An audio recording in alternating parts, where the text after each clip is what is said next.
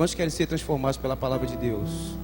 Amém. Vamos orar pelo Franco então, em nome de Jesus. Você pode estender tuas mãos?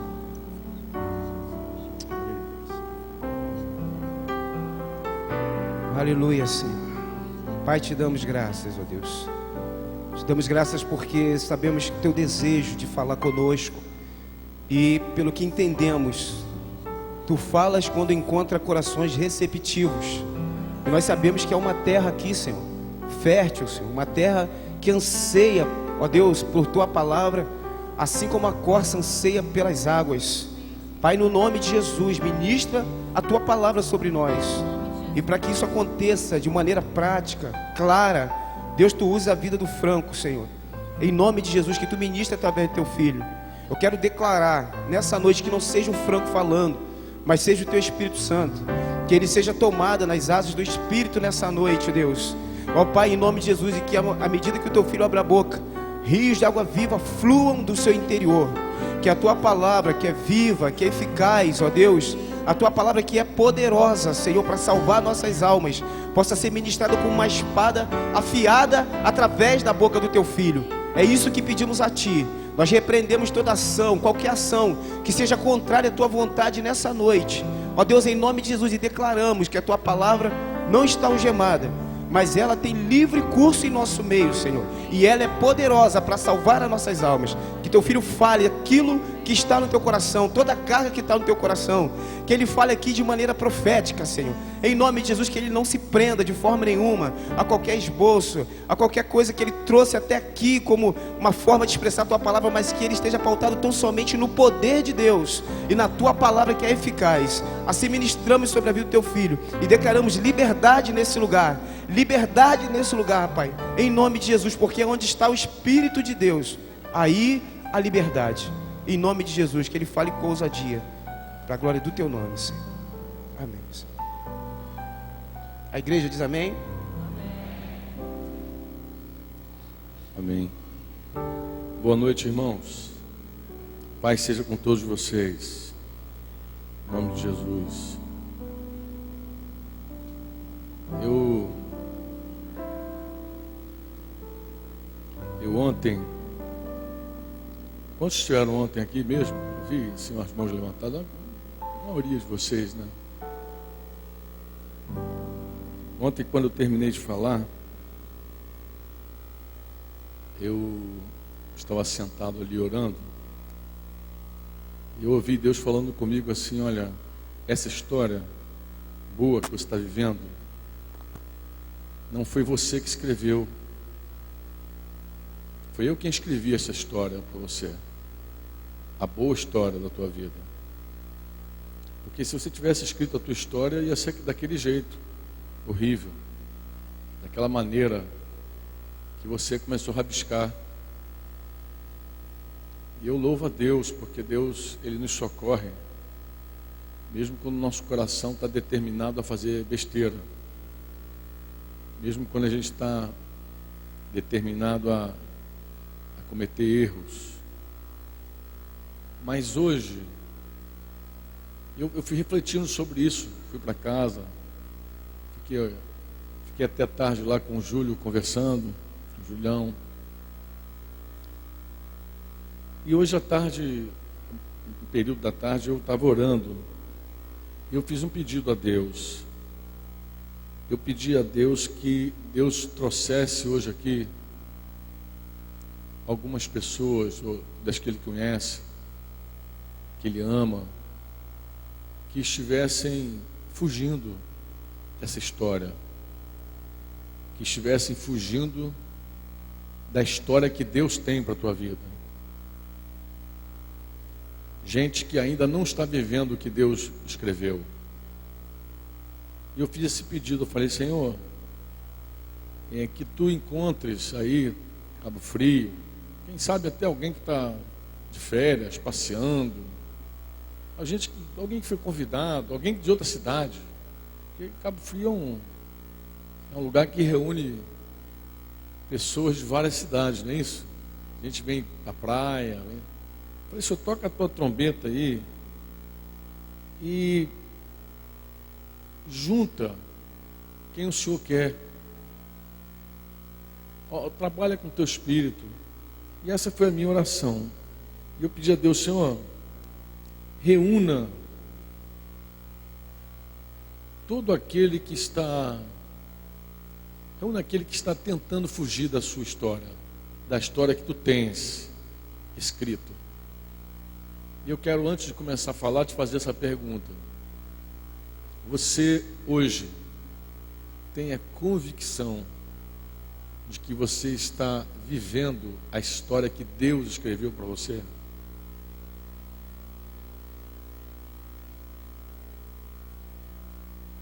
Abra a tua Bíblia no livro de Atos dos Apóstolos, capítulo 13, versículo 22. Paulo, contando a história do povo de Israel, ele, discorrendo da história, ele menciona alguns reis de Israel. Ele fala de Saul, e no versículo 22 ele fala que Deus tirou Saul do trono. Leia comigo. E tendo tirado a este, ele está se referindo a Saul, levantou-lhes quem? O rei Davi, do qual também, dando testemunho, disse o quê? O que Deus falou? Achei Davi, filho de quem? Homem segundo o meu, e que fará o quê? Diga, homem segundo o meu coração, que fará toda a minha vontade. De novo, homem segundo o meu coração, que fará toda a minha vontade. É até difícil para alguns compreender que esse homem chamado Davi era homem segundo o coração de Deus, porque é um homem que se envolveu com tantos pecados, adultério, assassinato, um homem que ficou soberbo no momento da vida e fez um censo. Alguns anos atrás, eu ministrei uma mensagem sobre Davi, e alguém ouviu a mensagem, transcreveu a minha mensagem, me entregou um esboço, e eu acabei escrevendo um livreto pequeno. Está escrito Achei a Davi, porque eu usei o texto da revista corrigida. Achei a Davi, acho até que tem aí na livraria, Achei a Davi. É uma mensagem para jovem, uma mensagem. Agora a gente está relançando esse livro, Achei a Davi, até com deu uma mexida no texto, que eu percebi que estava muito pregação e pouca. Deu uma mexidinha pouca, mas está relançado. Se eu fosse continuar escrevendo sobre Davi, talvez eu falasse sobre Davi o que eu queria falar, que eu quero falar contigo hoje. Você está com o teu coração aberto para me ouvir? Você quer ouvir um pouco sobre o que eu tenho para te dizer? Quer receber em nome de Jesus? Amém? Esse homem, diga comigo, homem segundo o coração de Deus, que fará toda a vontade de Deus. Diga comigo, ele é, portanto fará. De novo, ele é, portanto fará. Ele é o quê? Segundo o coração de Deus. Ele é um homem inclinado segundo o coração de Deus, e portanto ele fará. Eu falei ontem aqui de como no momento da minha vida eu descobri a vontade de Deus sobre o meu casamento e a escolha que eu precisei fazer. Mas eu dei conta e dou conta que muita gente não faz a vontade de Deus porque não sabe qual é a vontade de Deus. Não sabe mesmo. Tem gente que quando descobre a vontade de Deus, morre, mas faz. Está disposto a fazer. É um adorador mesmo, quer agradar a Deus de qualquer maneira. Enquanto outros fogem dessa vontade. Fogem. Por várias circunstâncias, mas acaba fugindo. Existe uma maneira de você não viver hoje de acordo com aquilo que Deus escreveu para você. E a maneira de você não viver é fugindo. Ou melhor, tentando fugir. Tentando fugir. Eu tenho uma impressão no meu espírito que Davi também tentou fugir. Davi viveu muitos momentos difíceis. Davi poderia ter escrito a história dele de forma diferente. Ele teve a oportunidade de escrever uma outra história. Por exemplo, ele esteve perto de matar Saul, que era o rei que perseguia ele. E ele teve duas oportunidades claras para matar aquele homem, e não matou. Ele teve duas chances de escrever a própria história dele, mas ele não quis escrever. Davi, quando fugia de Saul, ele, com seus homens, aqueles homens da caverna de Adulão, aqueles homens perseguidos, endividados, problemáticos, ele montou um exército com gente complicada. Davi, certa vez, ele foi rejeitado pelos filisteus de lutar uma batalha ao lado dos filisteus e volta para um lugar chamado Ziclag. E quando chega nessa cidade, nesse lugar onde estava acampado, diz que estava tudo destruído e queimado. Um exército inimigo passou por ali e levou todas as mulheres e crianças e velhos como escravos, como prisioneiros. E os homens de Davi diz a Bíblia que eles choraram o dia inteiro. Clamaram com força, bateram no peito, choraram. Imagina um monte de homens guerreiros chorando o dia inteiro. E a coisa foi complicando, diz a Bíblia que complicou tanto, que os homens de Davi quiseram fazer um motim, acharam que ele era o culpado, ele era o responsável. Você já se viu numa situação assim? Onde as pessoas começam a achar que você é culpado por alguma coisa, um líder é culpado, aquela pressão toda, aquela pressão terrível, psicológica, terrível. E Davi ficou numa situação assim difícil. Então eu penso comigo que momentos como esse fazem a pessoa pensar assim: vou fugir, vou embora, eu vou me mandar. Mas a Bíblia diz que Davi buscou forças em Deus, ele se renovou no Senhor, perguntou a Deus se ele fosse atrás do inimigo, se Deus daria a vitória, Deus falou: vai que eu dou vitória. Ele foi atrás e reconquistou tudo, venceu o inimigo, mas ainda reconquistou todos os prisioneiros e mais despojos. Então eu penso que Davi, em vários momentos, ele poderia ter fugido da vontade de Deus, mas não fugiu. Ele pagou o preço para viver tudo que Deus escreveu para ele.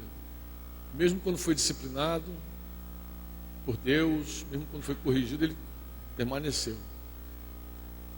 ali. Amém? Agora, o que me dá mais certeza de que esse homem tentou fugir? Eu vou te falar o que me dá mais certeza. Abre a tua Bíblia aí, vamos ler uma das músicas que Davi compôs. É o Salmos de número 139. Uma das músicas que Davi ministrou é o Salmo 139. Vamos dar uma olhada nesse salmo. Leia comigo, vamos ler juntos.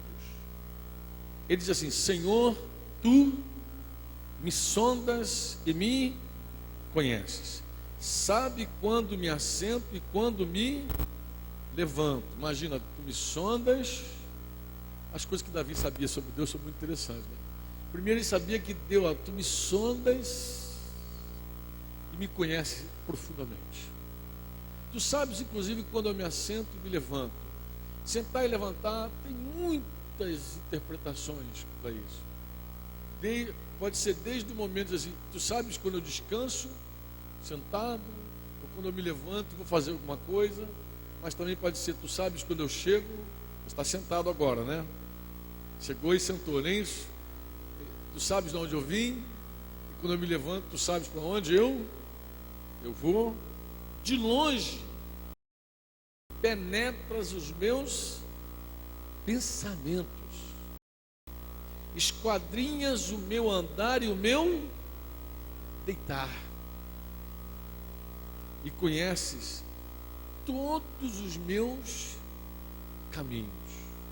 Não tem nenhum meio, nenhum caminho, nem um jeitinho brasileiro que tu não conheças. Tu sabe tudinho que eu faço. Tu sabe quais são as soluções que eu busco, a maneira que eu resolvo as coisas. Tu sabes quando eu sou chantagista, tu sabes quando eu desmaio na correção, quando eu sou teimoso, quando eu desprezo a correção, tu sabes tudo.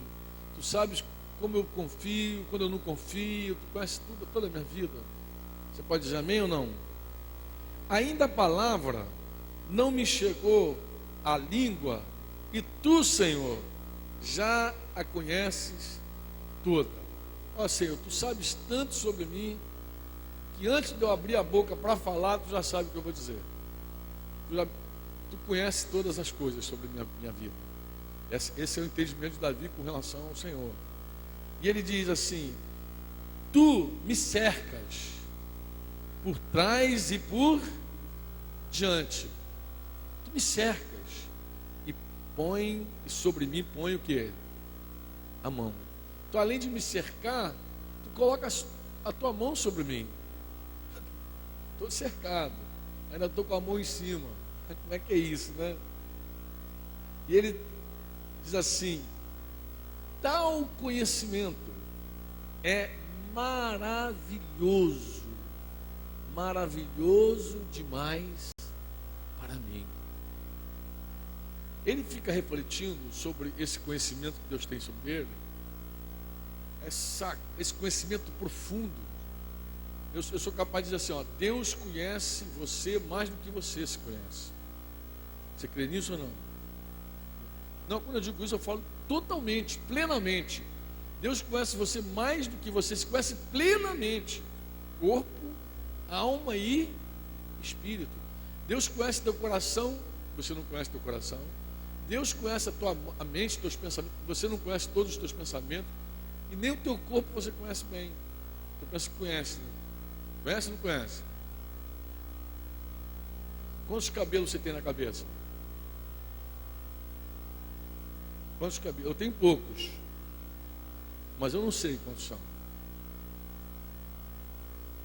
O que Jesus falou sobre o Pai e sobre os discípulos? O que ele falou? Sobre os cabelos dos discípulos. O que ele falou? Ele falou que o Pai conhecia tudo e que até tinha tudo contabilizado. Você sabe quantos cabelos tem na tua cabeça? Sabe? E de quem é essa cabeça aí que você fez assim? De quem é essa cabeça? Né? Tu não deveria saber, não? Pois nem isso nós não sabemos. Então ele nos conhece muito mais do que nós nos conhecemos. Muito mais. Quantos podem dizer amém? E Davi conclui assim: poxa, esse conhecimento é maravilhoso demais para mim. Imagina um Deus que me conhece tanto, tanto, tanto, tanto. Você pode dizer amém ou não amém? Quantos dizem amém? Então, diante de toda essa reflexão, ele faz uma pergunta no versículo 7: para onde me ausentarei do teu espírito? Para onde fugirei da tua face? Você acha que esse homem não estava pensando em fugir? Você não acha que em algum momento de angústia ele pensou assim: eu vou embora? Mas depois refletiu e falou assim: mas para onde eu vou? Um Deus que me conhece profundamente, que me cerca por trás e por diante e que põe a sua mão sobre mim, para onde é que eu vou? Onde é que eu vou? Se subo aos céus, lá estás. Se faço a minha cama no mais profundo abismo, lá estás também. Eu quando leio isso aqui, eu lembro dos fujões da Bíblia. Por isso que eu orei pelos fujões da reunião. Tem os fujões da Bíblia e tem os fujões dessa reunião de hoje. Tem os fujões da Bíblia, mas tem os fujões que estão sentados aqui agora me olhando. Eu me lembrei de alguns hoje cedo, conversando com uma irmã conhecida carinhosamente por Zezé. Espalhar esse nome aí fica conhecido. Conversa boa nossa, né? A gente está lembrando dos fujões. E o fujão mais famoso da Bíblia, quem é o fujão mais famoso? Quem lembra? Jonas. Jonas começa o livro de Jonas fugindo. O cara já começa, eu vou me mandar, vou embora. Jonas foge. Deus diz, vai para Nínive. Jonas vai para onde? Eu tenho feito uma pergunta a alguns irmãos, a seguinte pergunta, eu falo assim, já venho refletindo sobre isso, mas ontem eu perguntei o irmão de madrugada, perguntei o outro, perguntei a Samuel pelo telefone, eu tenho feito uma entrevista. A minha pergunta é a seguinte, irmão, você acha que se Jonas, depois daquele caos no mar, aquela tempestade, o navio já quase naufragando, você acha que se Jonas saísse lá de baixo, lá do porão onde ele estava dormindo, e balançando o navio, dissesse para os marinheiros assim, ó gente, o negócio é o seguinte, muda o curso do navio para Nínive, porque se fizer isso, vai parar tudo, porque eu preciso para lá. Você acha que se Jonas tivesse tido essa iniciativa, você acha que os marinheiros teriam obedecido a ele? O que você acha?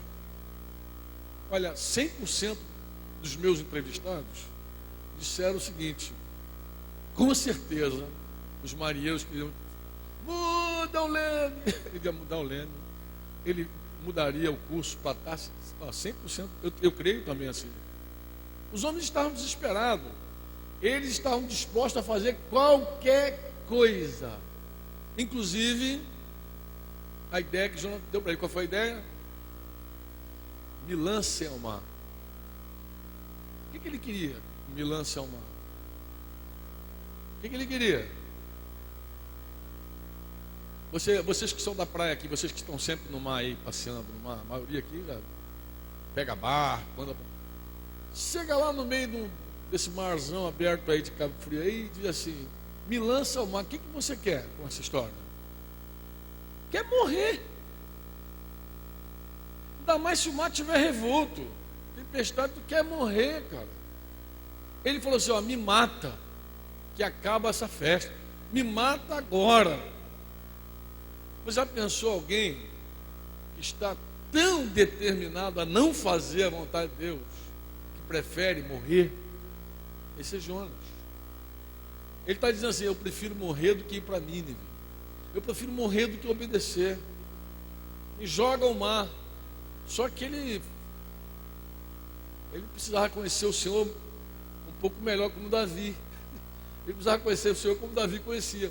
Porque Davi falou assim, para onde fugirei de ti? Se eu desço o mais profundo abismo, tu me encontra lá. E Deus, ó, uau. Tu quer morrer, sujeito? Tá bom, pula no mar que eu dou um jeito. Eu vou arrumar uma passagem para você de graça para Nínive. E arrumou mesmo. E uma vez engolido, ele lá dentro não morreu. E lá dentro, aí sim, orou.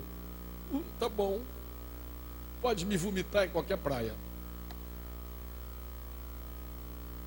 Tem gente que foge, mas foge determinado, como Jonas, a não fazer a vontade de Deus. Jonas tinha motivos para isso, motivos pessoais, história do povo de Nínive. Ele tinha motivos, mas também ele tinha um problema pessoal, de caráter. Eu quando penso em Jonas, eu penso em Jonas como um homem que valoriza mais as plantas do que as pessoas. Porque ele ficou triste pelas plantinhas, pela plantinha lá, que nasceu num dia, morreu no outro. Não, nasceu de manhã, morreu de tarde. Ele ficou mais triste pela planta do que pelas pessoas. Na verdade, ele queria que todo mundo morresse mesmo. Os fujões. Porque há momentos na nossa vida, irmãos, que a gente quer fugir realmente, mas os motivos das fugas são diferentes. Moisés fugiu ou não fugiu? Mas não foi pela mesma razão que Jonas. Quando Moisés entendeu a vontade de Deus para ele, ele quis fazer, só que se complicou, matou um egípcio, e aí teve que fugir de medo. Você já viveu algum problema na tua vida que o teu desejo era sumir? Já falou assim, minha vontade é desaparecer, sumir. Eu já ouvi irmãos dizer isso, eu ouvi um pastor dizer isso. Ele falou, Franco, a minha vontade é sumir. Eu tenho vontade de sair no portão ali e nunca mais voltar para casa. Eu já ouvi uma irmã muito amada, num momento de dor muito grande, dizer para mim: Franco, a minha vontade é desaparecer, sumir. Muitos anos atrás, eu vim aqui em Cabo Frio, e um irmão me conduziu a um lugar aqui próximo, que eu não me lembro exatamente o nome do local, não conheço todos os locais aqui, que um lado é uma lagoa, do outro lado é uma praia. Aquele lugarzinho ali, como é que é o nome daquele lugar? São João, não? Figueira. Um lado é a lagoa, do outro lado é a praia. Eu estava na lagoa e falei: vem cá, vou te mostrar a praia. E quando eu atravesso para ir à praia, eu vejo um grupo de jovens correndo, e de repente eu vejo um salva-vida também correndo, e eu pensei assim: alguém ali morreu. Falei com o irmão, nós nos aproximamos e vi o desespero dos jovens, e eu falei, como era carnaval, eu falei para esse irmão assim: rapaz, é crente, é irmão, é da família, vamos lá, porque são irmãos. Rapaz, ele: não, Franco, não é possível. Eu falei: rapaz, são irmãos. Vamos lá. E fomos. Chegamos lá, um grupo de irmãos, tinham acabado de chegar do retiro. Olha, os garotos chegaram, nem desfizeram as malas, correram todos para a praia. Um pegou uma prancha, pulou e não voltou. Nem chegaram, nem desarmaram as coisas para o retiro, já havia uma tragédia, um morto. Aí eu fiquei chocado com aquilo, e reuni os irmãos e fui buscar o líder. Cheguei lá e encontrei o líder sentado numa pedra assim, com a mão na cabeça, desesperado. Eu estaria igual a ele. E ele me levanta os olhos assim e diz para mim assim: olha, esse rapaz morreu. Ele é o único crente de uma família de incrédulos. Nós fizemos de tudo para trazer esse jovem para o retiro. Nós pagamos para ele vir, porque ele é novo convertido e a gente não queria deixar ele lá no carnaval. Você consegue pensar numa tragédia dessa? Como é que eu vou encarar aquela família e dizer: olha, o teu filho morreu? Irmão, dá vontade de sumir na hora dessa. Dá ou não dá? Dá ou não dá? Dá vontade de fugir, largar tudo. Eu falei: vou me mandar, que isso? E aí juntamos os jovens, começamos a orar, pedir a Deus misericórdia, graça. Outro fujão da Bíblia é Elias. Elias também fugiu, debaixo de um espírito de intimidação. Jezabel intimidou ele, e ele, fugiu. Nós fugimos por muitos motivos. Tem gente que foge de forma discreta, como o filho mais novo da parábola do filho pródigo. Me dá a herança. O pai deu, ele foi embora, por motivo errado, para fazer sua própria vontade, para conhecer o mundo, mas fugiu. Volta para cá. Olha o entendimento de Davi. Olha o entendimento. Eu queria que você tivesse entendimento hoje, porque eu sei que o teu entendimento pode mudar o curso da tua história. Olha o entendimento que ele tem. Para onde me ausentarei do teu espírito? Para onde fugirei da tua face? Se subo aos céus, lá estás. Se faço a minha cama no mais profundo abismo, lá estás também. Se tomo as asas da alvorada e me detenho nos confins dos mares, ainda lá me haverá de guiar a tua mão e a tua destra me susterá. Se eu digo às trevas, com efeito me encobrirão, e a luz ao redor de mim se fará noite. Até as próprias trevas não te serão escuras. As trevas e a luz são a mesma coisa para Deus.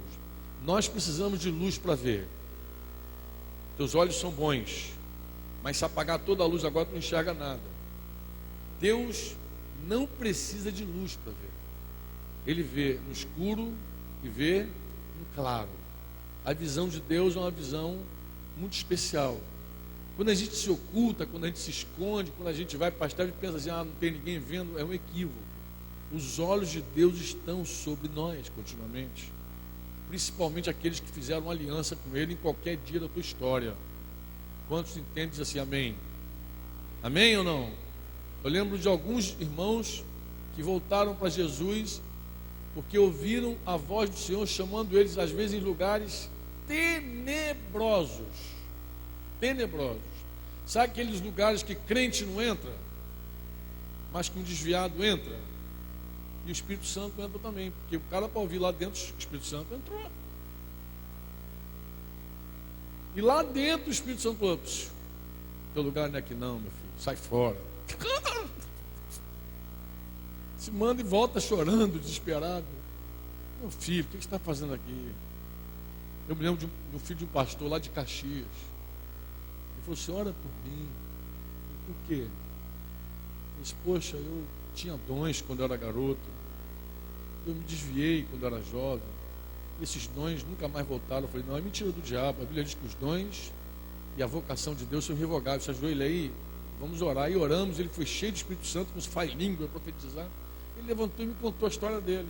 Ele falou, olha, Deus me chamou dentro de um clube, um baile. A maior bagunça, uma treva total. Estou lá assim, achando que estava vivendo minha vida, já meio em crise. E eu ouvi a voz de Deus claramente me dizer, meu filho, você sabe que esse não é o teu lugar.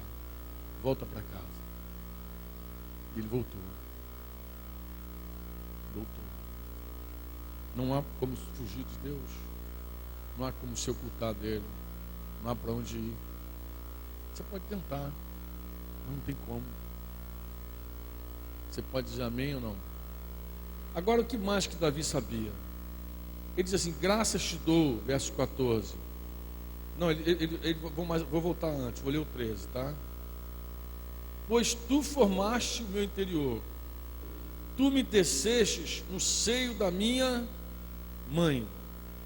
Graças te dou, visto que por modo assombrosamente maravilhoso me formaste, as tuas obras são admiráveis. E olha o que ele diz, e a minha alma o quê? A minha alma sabe o quê? Muito bem.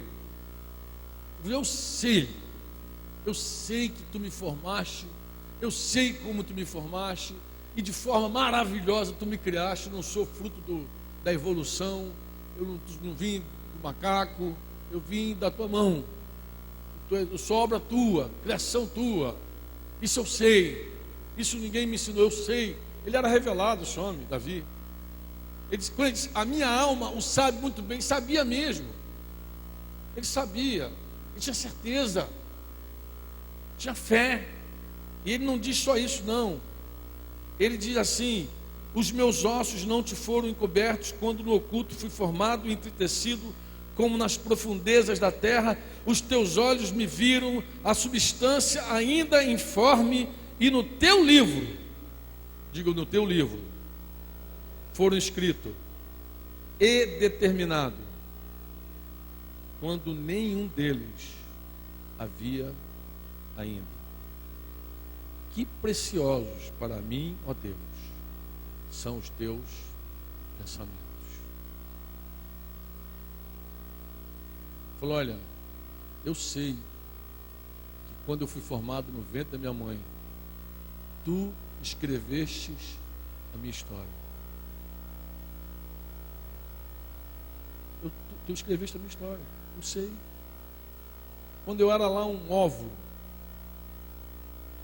quando eu não tinha nem forma, quando eu era uma substância informe, tu escreveste uma história para mim. Você vê o que Paulo diz sobre esse assunto? Abre na carta aos Efésios. Hoje de manhã eu estava tentando me lembrar desse versículo que nós decoramos há um tempo atrás. Olha o que diz aqui escrito. Olha o que está escrito. Efésios 2, 10. Leia comigo. Eu vou terminar aqui. Efésios 2, 10.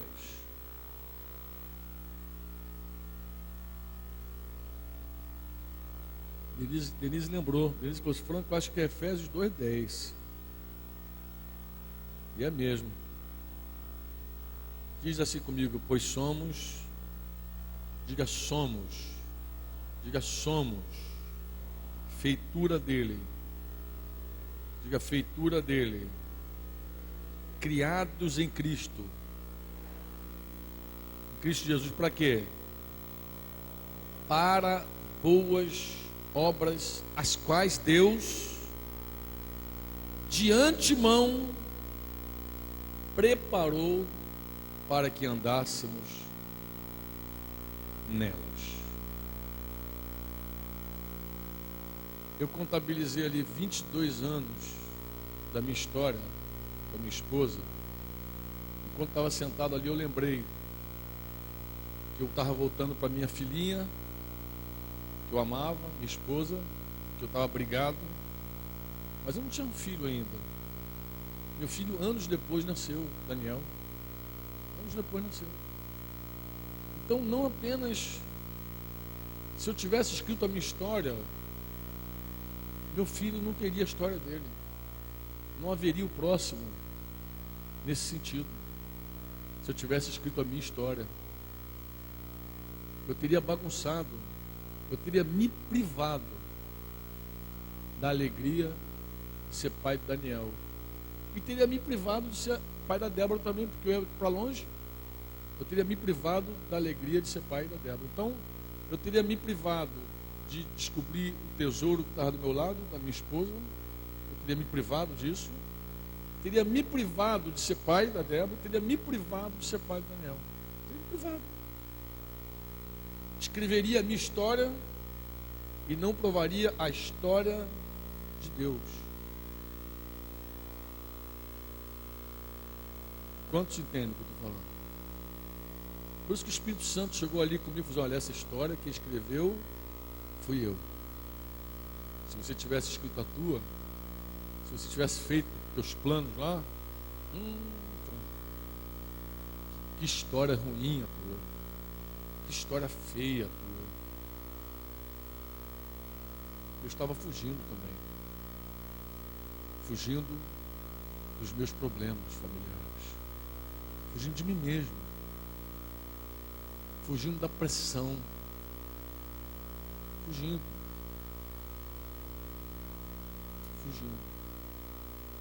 Vou ler de novo Efésios. Vou ler de novo. Vou ler agora os versículos que vêm antes, que você conhece mais. Porque pela graça sois salvos, mediante a fé, e isso não vem de vós, é dom de quem? Não de obras, para que ninguém se glorie, pois somos feitura dele, criados em Cristo Jesus para as boas obras, as quais Deus de antemão preparou para que andássemos nela. Deus tem um plano para a tua vida. Existe uma pessoa que não dá para comparar. Davi, é um rei amado. A gente até se compara com ele. Mas tem uma pessoa que é incomparável. Essa pessoa se chama Jesus Cristo. Por quê? Porque o plano que o Pai tem para o Filho, chamado Jesus, é um plano de morte, de cruz, como foi falado aqui durante o louvor. E ele deixou a glória. Imagina alguém deixar a glória para fazer a vontade do Pai. Mas tem gente aqui que não obedece a Deus porque não quer mudar da casinha onde mora, não quer sair da zona de conforto onde está. Quando terminou a reunião aqui, nós fomos conversar com 2 pastores ali de Arraial do Cabo, e um deles falou assim: Deus me trouxe para Arraial do Cabo, assim, assim, assim. Deus quebrou o meu negócio, Deus me fez falir para que eu viesse. O outro falou assim: eu estava no Rio de Janeiro, eu fiquei doente, peguei uma doença grave, seríssima, tive que me tratar no fundão lá, e um dia vim a Arraial do Cabo, orei por um menino, Deus falou: eu te curo hoje. Foi curado, estava ali curado, do nosso lado, não foi, seu irmão? Curado. Eu fico pensando como Deus faz para arrancar da zona de conforto um monte de gente, como eu e como você. Para arrancar da zona de conforto, Deus sacode forte. Às vezes tem que tremer tudo, às vezes tem que privar, às vezes tem que bater. Mas com Jesus não foi assim. Diz que ele, sendo Deus, ele não considerou ser igual a Deus. Filipenses 2. Antes, o que ele fez? Se o que? Esvaziou. Para você provar o sonho de Deus, você tem que se esvaziar dos teus sonhos, dos teus projetos, do que você quer. Você tem que se esvaziar. Para você provar o que Deus quer, você tem que sair da tua zona de conforto, do teu lugar. Moisés fugiu, foi para o deserto, ficou lá quando estava tranquilinho na dele, lá casadinho, cuidando dos negócios do sogro, quando a sarça pegou fogo. E Deus falou: vamos voltar para o meu assunto de novo. Eu não te chamei para ficar cuidando de bode aí, de ovelha do teu sogro. Eu tenho uma missão para você, eu te chamei para você libertar o meu povo. Vamos embora. Como Deus faz para chamar a atenção nossa? Às vezes tem que queimar uma sarça. Não é verdade? A sarça sempre queimava naquela região, mas aquela sarça era diferente. O fogo queimava e ela não consumia. Isso chamou a atenção de Moisés. Deus está sempre chamando a atenção. Deus está sempre dando o jeito dele. Diz que Jesus se esvaziou. Diga, se esvaziou. Diz, se esvaziou. E uma vez que ele se esvaziou da condição dele, ele se humilhou e se fez homem. E como homem, ele podia ser qualquer homem. Ele podia ser um homem arrogante, ele podia falar, ordenar, bater, ele podia fazer, porque ele é Deus. Mas diz que ele assumiu uma forma de servo. Ele assumiu a forma de servo. Não foi um homem arrogante desse que você está acostumado a conhecer e ver. Não apenas se fez homem, ele assumiu a forma de servo. Assumiu a forma de servo. Você quer viver os sonhos de Deus? Quantos querem viver os sonhos de Deus? Se esvazia dos teus. Renuncia aos teus. Sai da tua zona de conforto. Para de fugir, porque não dá para fugir realmente. Você nem tem para onde ir. De vez em quando vai estar batendo de frente com o Senhor. De vez em quando você vai estar ouvindo um cara chamado Sérgio Franco, outro qualquer, Samuel Belo, ou outro moderno. Um outro cara vai falar de novo, talvez um irmão da rua, quem sabe um anônimo, se aproxima de você e diz: ô fulano, assim diz o Senhor, volta para casa, meu irmão. Para de fugir. Talvez você tenha que encontrar alguém assim. Liga a televisão e o cara lá da televisão fala: ô meu filho, volta para os braços do pai. Até quando você vai ficar fugindo? Até quando? Assumiu a forma de servo e foi obediente. Diga, ele obedeceu. Diga, ele obedeceu. Até quando ele obedeceu? Diga comigo, até a morte. Até a morte. Esse aí não fugiu. Jesus não foge. Jesus não foge. Jesus foi de encontro à cruz. Jesus não foi colocado na cruz contra a vontade dele. Ele disse que veio para isso. Ele se entregou. Ele sabia que aquele era o plano do Pai para ele. Diz a Bíblia que um dia Jesus vai se alegrar tremendamente, porque ele vai colher o fruto do penoso trabalho dele. Ele vai colher o fruto do penoso trabalho. Aí você diz assim: que história complicada que o pai tinha para ele, Franco. Uma história de dor. Não, amado, a história de Jesus é linda, é uma história de vitória. Você acha que ele ficou na cruz, preso lá, morto? Não. Ao terceiro dia ele ressuscitou dos mortos. Diz que ele desceu ao mais profundo abismo, mas aquele que desceu foi o mesmo que subiu às alturas, porque a morte não pôde prendê-lo, nem o diabo pôde prendê-lo, os demônios puderam prender. Imagina Jesus morto e os demônios sem saber o que fazer com ele, porque não podiam prendê-lo, detê-lo. Diz que nem demônio, nem diabo, nem túmulo, nem soldado que ficou na porta, porque a rocha rolou e os soldados vazaram. E diz que o Pai foi exaltando aquele que se humilhou, foi exaltando, exaltando sobremaneira. Olha, eu penso que nem o céu deteve Jesus. Por quê? Porque tem um salmo que diz assim: levantai, ó portas, as vossas cabeças, levantai, ó portais eternos, para que entre o Rei da Glória. Eu não sei se tinha um anjo desavisado lá, porque no salmo tem um que pergunta assim: mas quem é o Rei da Glória? Deve ter um anjo, como tem gente também meio fleumático, né? Como tem fleuma, deve ter anjo fleumático. Fleumático demora mais para entender as coisas, mas entende. Ele falou assim: mas quem é o Rei da Glória? E um sanguíneo colega deve ter gritado assim: o Senhor dos Exércitos, Ele é o Rei da Glória. Levanta tudo.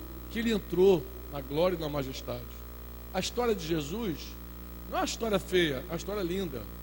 Não termina na cruz, nem terminou ainda a história dele. Está rolando, porque um dia Ele vai se alegrar do fruto do seu penoso trabalho. E a tua história? A história que Ele escreveu, você acha que é feia? Você acha que é ruim?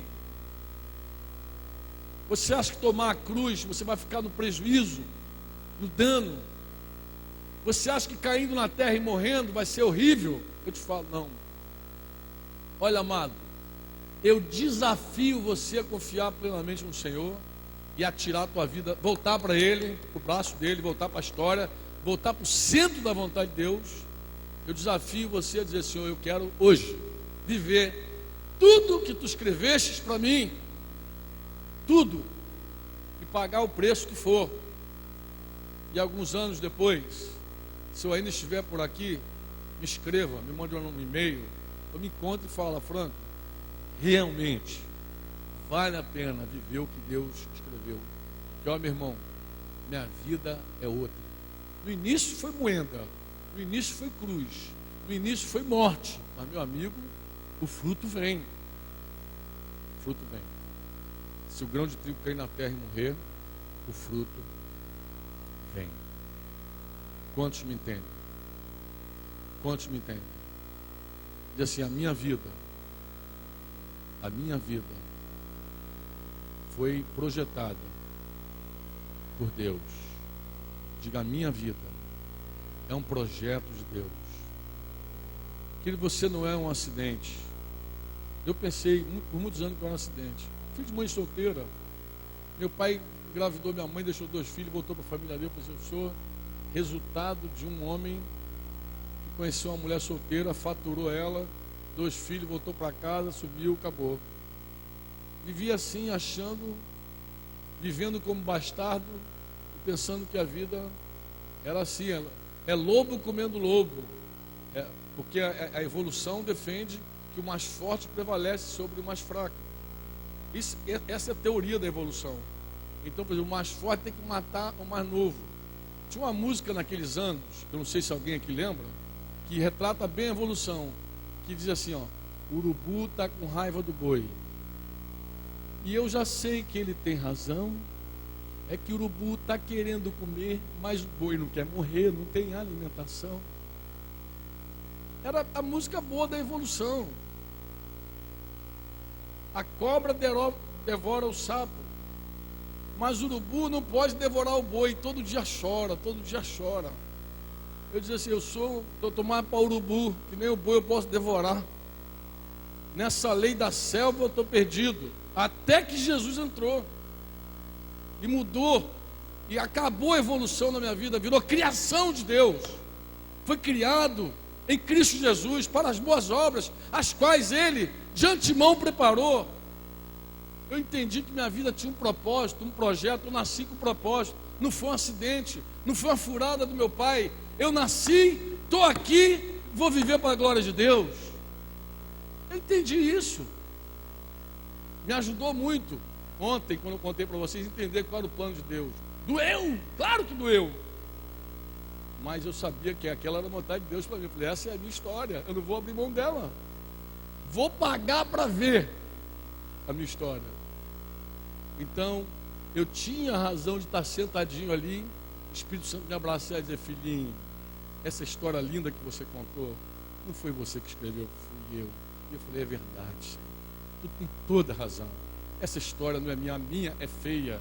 A minha é horrível e eu teria já acabado há muito tempo. Mas a tua história, ela segue sendo história. E eu profetizo sobre você também, em nome de Jesus. Amém? A tua história vai promover outras histórias ainda. E vai tocar outras vidas ainda. E o diabo que sai da frente. Porque já atrás vem crente. A gente vem para detonar. A gente vem para acontecer. Nós temos um plano, amado. Nós fazemos parte de um plano. Nós fazemos parte de um plano divino, especial, sobrenatural. Você não precisa fugir. É hora de voltar. Em nome de Jesus. Pode sair do teu barco. Pode sair do lugar que você está escondido. Fica de pé em nome de Jesus. Fica de pé em nome de Jesus. Eu quero profetizar hoje em nome de Jesus a queda das paredes que te prendem, em nome do Senhor. Das correntes que te amarram, em nome de Jesus. Eu declaro quebradas uma a uma agora, em nome de Jesus. E eu digo, você é livre para viver o sonho de Deus. Você é livre para viver o plano de Deus na tua vida. As obras que Ele de antemão preparou para você. Você é livre, você não precisa fugir.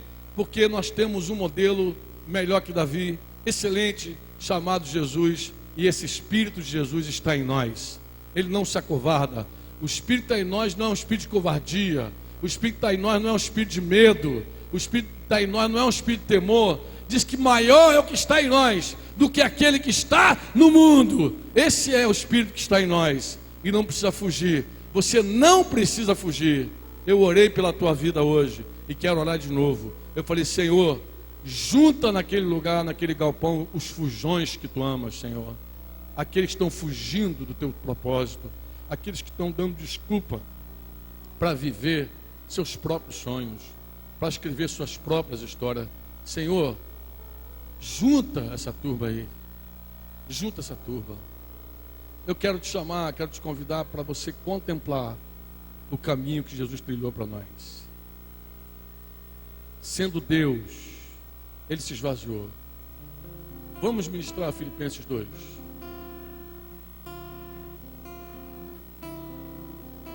Vamos olhar como foi essa história. Esse que deixou a glória para fazer a vontade do Pai. Abre teus olhos, meu irmão. Você pode sair da tua zona de conforto hoje e se atirar nos braços do Pai.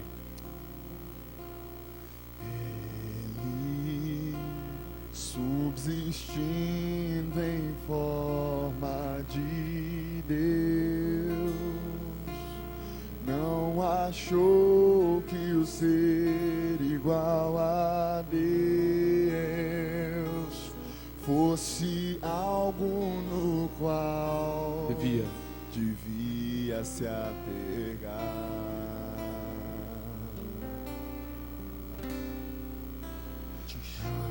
Antes a si mesmo se esvaziou, assumindo a forma de escravo, tornando-se em semelhança de homem, e sendo encontrado em figura humana, a si mesmo se humilhou, tornando-se obediente até a morte de cruz. Sendo encontrado em figura humana. E sendo encontrado em figura humana, a si si mesmo se humilhou, tornando-se obediente até a morte, morte de cruz. Mas essa história não terminou aí não, irmão. Essa história não terminou aí não. Pelo que também Deus o exaltou sobremaneira, lhe deu o nome que está acima de todo nome, para que ao nome de Jesus se dobre todo joelho no céu, na terra e debaixo da terra, na terra e debaixo da terra, e toda língua confesse: Jesus Cristo é o Senhor. Pelo que também Deus o exaltou sobremaneira, lhe deu o nome que está acima de todo nome, para que ao nome de Jesus se dobre todo joelho no céu, na terra e debaixo da terra, toda língua confesse: Jesus Cristo é o Senhor, pra glória de Deus Pai, pra glória de Deus Pai, pra glória de pra Deus tua glória, Senhor. Pai, pra glória de Deus Pai, pra glória de Deus Pai, pra glória de Deus Pai, pra glória de Deus Pai, pra glória de Deus Pai. A tua história pode parecer que é para baixo. A tua história pode parecer que leva a cruz.